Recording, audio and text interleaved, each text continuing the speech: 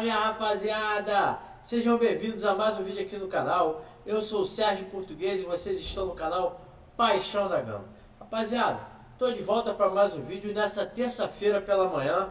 Vou estar trazendo aqui a minha opinião a respeito desse sorteio importante da Copa Sul-Americana. Sorteio que foi realizado nesta segunda-feira por volta das 8 horas lá na sede da Conmebol, lá no Paraguai. E o Vasco pegou aí o grupo G, um grupo tranquilo para poder estar passando de fase na Copa Sul-Americana. Mas antes da gente trazer aqui as últimas notícias do Vasco e falar a respeito da Sul-Americana, peço a você que está chegando agora no canal para dar uma moral, se inscreva aqui no canal, deixe aí o seu like para poder estar divulgando cada vez mais esse vídeo.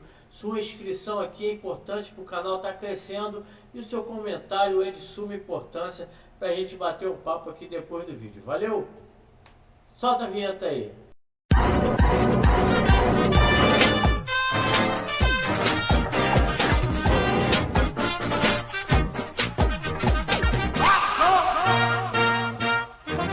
Bom, rapaziada, vamos começar o vídeo falando a respeito do menino Ney, né? Neymar, que garante que estará 100% aí para a estreia do Campeonato Brasileiro dia 30 contra o Vasco.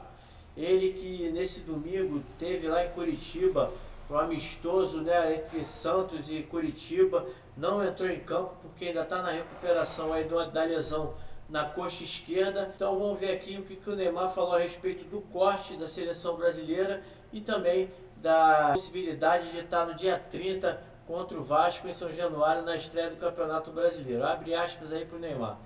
Faz parte, estou me recuperando, melhorando cada vez mais, afirmou o camisa 10, que também foi questionado se espera atuar na estreia santista no Brasileirão no dia 30 de março contra o Vasco na capital carioca. Aí ele respondeu o seguinte: sim, já estarei 100%. O Neymar ainda comentou sobre o que ocorreu, né, no processo de corte aí da seleção brasileira. Ele que era a grande esperança aí para o Brasil, né? O técnico Dorival Júnior estava ansioso para contar com o Neymar novamente dentro de campo. A gente sabe que o Neymar é um cara importante para a seleção, está muito tempo aí machucado, né? Ficou um tempo de recuperação no Catar com a operação no joelho, agora se machucou mais uma vez. Essas contusões musculares é normal, ele ficou muito tempo fora de combate, né, por causa da operação. Mas o Neymar disse aí a respeito desse corte da seleção brasileira. Abre aspas novamente aí para o Neymar. É triste. Estávamos conversando tanto com o médico da seleção como com o médico do Santos. Então decidimos que seria melhor recuperar para a lesão não agravar. Então o Neymar teve uma lesão, não foi tão grave. Ele preferiu, né, estar se resguardando. É um jogo que não tem tanta importância assim. O Brasil não necessita tanto do Neymar, apesar de que faz muita falta. A seleção não tem um líder técnico como o Neymar, né? Tem aí o Vinícius Júnior, que foi considerado aí o melhor jogador do ano de 2024, mas na seleção ele não consegue corresponder às expectativas. Temos o Rodrigo, o Rafinha também, que vem fazendo um bom trabalho lá no Barcelona, vem sendo aí um dos principais atacantes do time Barcelona. Então são jogadores que poderiam estar se unindo ao Neymar e aumentando o nível da seleção brasileira. O Neymar vai fazer falta, mas é melhor perder o Neymar agora do que perder ele aí numa fase mais importante da eliminatória da Copa do Mundo. A gente sabe que o Brasil ainda está com folga ali, está tranquilo, então vamos esperar aí que o Neymar possa estar sendo relacionado para as próximas datas FIFA, que seria importante ver o menino Ney de novo, camisa da seleção. Contra o Vasco, espero aí que o time do Vasco possa fazer aí uma boa atuação, uma boa estreia do Campeonato Brasileiro e conseguir anular o Neymar, que infelizmente ele é um cara que é extra classe, né? Um cara que, voltou para o Brasil e está demonstrando aí ser um extraterrestre. Mas o Vasco eu tenho certeza que vai estar preparado para poder aí segurar o Neymar na estreia do Campeonato Brasileiro. E para continuar o vídeo aqui, vamos falar a respeito das divisões de base do Vasco. O Vasco que anunciou aí no seu site oficial os resultados, né, da base no último fim de semana. O Vasco teve aí uma atuação muito boa durante o final de semana. O Vasco teve ali 10 jogos, né? Venceu 9, fez ali 52 gols nas divisões de base aí, nas categorias sub-6 ao sub-20, inclusive teve também jogos do futsal do Vasco. Então o Vasco vem aí tendo bons resultados na nossa base, a gente sabe que a base é forte. Vou estar trazendo aqui então a informação do Vasco, que trouxe ali essa informação no seu site. No último fim de semana, as categorias de base do Vasco disputaram 10 jogos do sub-6 ao sub-20. Entraram em campo e em quadras. O Clube Maltino balançou as redes 52 vezes. Vamos conferir então os resultados desses 10 jogos. No sub-20, o Vasco venceu o Boa Vista por 4-1 pela primeira rodada da Copa Rio do sub-20. Os gols foram do Juninho, do Diego Arramed e do Ítalo Souza e do Guima. No sub-17, o Vasco empatou em 2-2, né, pela terceira rodada do Campeonato Sub-17, mas venceu nos pênaltis por 5-4. Os gols foram do Ítalo, do Guilherme Escócio. No Sub-15, o Vasco venceu ali a Portuguesa por 5-2 na terceira rodada do campeonato, né, com gols de Isaac, 2 do Caio, 1 do Rodrigo e 1 do João Pedro. No Sub-14, outra vitória do Vasco por 4-0 sobre o Medanha na primeira rodada do Campeonato Metropolitano Sub-14. Gols do David Martins, que marcou 3 vezes, e do Enzo. No Sub-13, outra vitória do Vasco, outra goleada agora em cima do Medanha de novo, por 6-0 na primeira rodada do Campeonato Sub-13. No Sub-12, o Vasco deu uma goleada histórica aí de 7-0 em cima do Resende, né? Na primeira rodada também no Campeonato Metropolitano do Sub-11. No Sub-10, o Vasco goleou o Barcelona por 6-0. No Sub-9, Vasco 8-0 em cima do Barcelona. E no futsal, o Vasco no Sub-6 empatou ali em 3-3 com o Madureira e perdeu na disputa de pênaltis por 3-2 para o time de Madureira ali. O Vasco, como eu falei, é um time aí que tem uma divisão de base muito boa e esperamos aí que nas próximas rodadas o Vasco continue com essas belas atuações e chegue ao final das competições aí conquistando os títulos, que é importante para o jogador já começar a adquirir, né, aquela vontade de vencer, aquela gana por vitória que o Vasco sempre teve aí na sua história das divisões de base. Então, para terminar o vídeo, vamos falar agora a respeito do confronto aí do Vasco na Copa Sul-Americana. A Conmebol fez ali o sorteio da competição nessa segunda-feira, né, lá no Paraguai, e tivemos aí a realização dos 8 grupos que compõem aí a Sul-Americana. O Vasco vai ficar no grupo G com o Lanús da Argentina, o Puerto Caballero da Venezuela e o Melgar do Peru, e enquanto aí os outros brasileiros espalhados aí pelos 7 grupos, tivemos aí alguns grupos que estão difíceis aí para os brasileiros. Vamos estar trazendo aqui então os grupos da Sul-Americana. No grupo A, formado pelo Independente da Argentina, Guarani do Paraguai, Nacional Potosí e o Boston River. No grupo B, Defensa e Justiça, Universidade Católica, Cerro Largo do Uruguai e o Vitória da Bahia. No grupo C, América de Cali, Huracan, Racing e o Corinthians. No grupo D, Grêmio, Godoy Cruz, Esportivo Luquenho e o Atlético Grau. Já no grupo E, o Cruzeiro vai pegar o Palestino, o União da Argentina e o Mochuc Runa. No grupo F, Fluminense, União Espanhola, Once Caldas e o São José da Argentina. No grupo H, o Atlético Mineiro vai pegar o Caracas, o Cienciano e o Deportivo Iquique. Na minha opinião, os brasileiros ali que tiveram ali uma melhor sorte nesse sorteio foi o Vitória da Bahia, né, que pegou ali o Defensa e Justiça, que não é um time que está muito bem no campeonato argentino. O Cerro Largo também não é um time tradicional do Uruguai, assim como a Universidade Católica do Peru.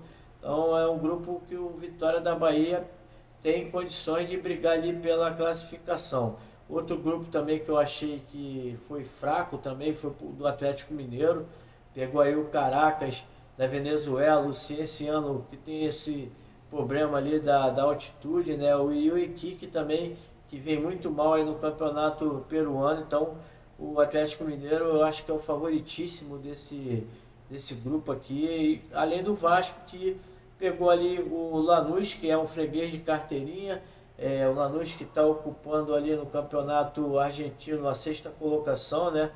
Com 10 jogos, 3 vitórias, somando ali 13 pontos. A Argentina é dividida ali em dois grupos, ele vem no grupo B sendo aí o sexto colocado, então vem muito mal. O Vasco, apesar de ter aí sido eliminado das finais do Campeonato Carioca, tem condições de estar passando aí, já que o Melgar ele é o líder lá do campeonato peruano, né? Mas tem a seu favor a altitude de 2.335 metros, não é uma altitude tão alta assim, né? Temos aí clubes na Sul-Americana que jogam bem alto ali, então o Vasco vai pegar uma altitude, mas nada que também possa atrapalhar bastante. E já o Puerto Caballero é um clube que está ali se eu não me engano, na quinta colocação, né, com 4 vitórias, mas é um futebol fraco, né, o Venezuela. Eu acho que o Vasco pode estar aí passando tranquilamente. O único clube aí mais ou menos que pode estar atrapalhando o Vasco é o Lanús, mas como eu já falei, o Lanús é o nosso freguês nessa competição.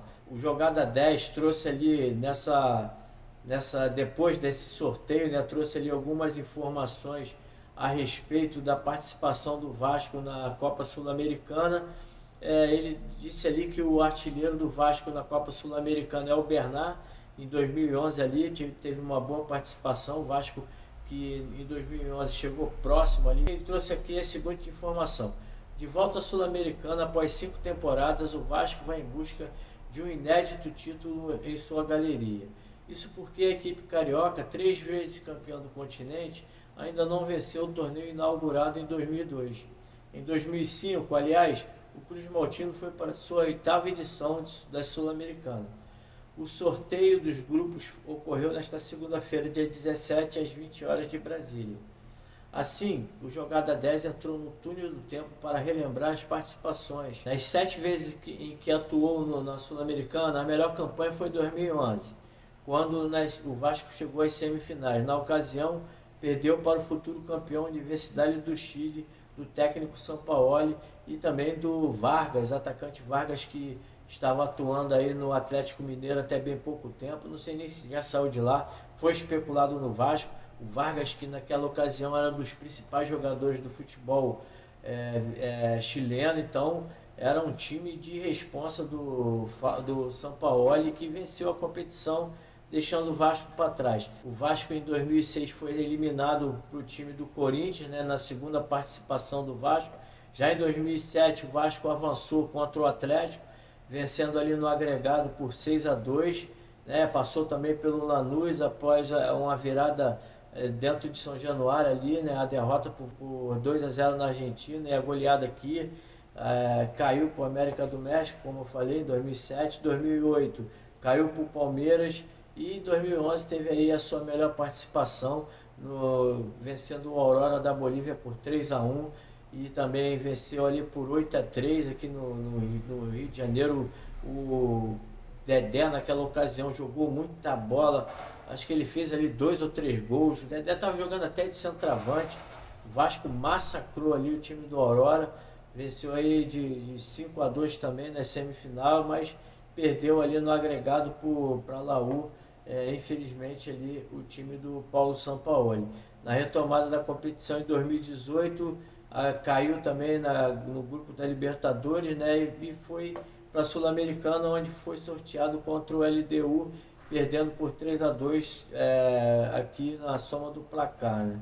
Em 2020, a sua participação foi às 8ª de finais, perdeu para o Defensa e Justiça da Argentina, que naquela ocasião viria a ser o campeão da competição, né?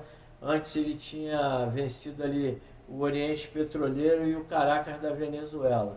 Os números do Vasco na Sul-Americana são 7 participações com 28 jogos, 11 vitórias, 5 empates e 12 derrotas, 39 gols a favor com 38 contra, um aproveitamento aí de 45,2%. Poderia ter sido bem pior, o Vasco ter pego times mais difíceis, mas eu acho que o Vasco tem condições de passar na primeira fase, aí na fase de grupos. Eu acho que ainda vai ter aí alguns reforços, né, durante a temporada, que vão poder estar disputando a Sul-Americana, e com alguns reforços pontuais eu acho que o Vasco tem até condições de vencer aí essa competição. Eu acho que o Corinthians tem aí uma dificuldade muito grande no seu grupo, o próprio Fluminense também pegou um grupo enjoado, então são times que poderiam estar atrapalhando o Vasco no futuro da competição, mas eu acho que o Vasco vai ficar aí mesmo com o Atlético Mineiro aí pela frente, e o próprio times da Argentina aí com mais tradição, como Independente, pode estar aí sendo um adversário difícil nessa competição, mas o Vasco tem totais condições de vencer essa competição. Deixe aqui o seu comentário a respeito do que você achou desse grupo do Vasco, se foi bom para o Vasco, se o Vasco vai ter dificuldade de passar do grupo G aí da competição, quem foi aí o brasileiro que pegou um grupo mais fraco, se foi o Vitória ou o Atlético Mineiro, como eu comentei aqui. Deixe o seu comentário, que é importante, a sua inscrição e o seu like para poder estar divulgando cada vez mais o nosso vídeo aqui no YouTube. Valeu, um grande abraço a todos, saudações vascaínas, fui!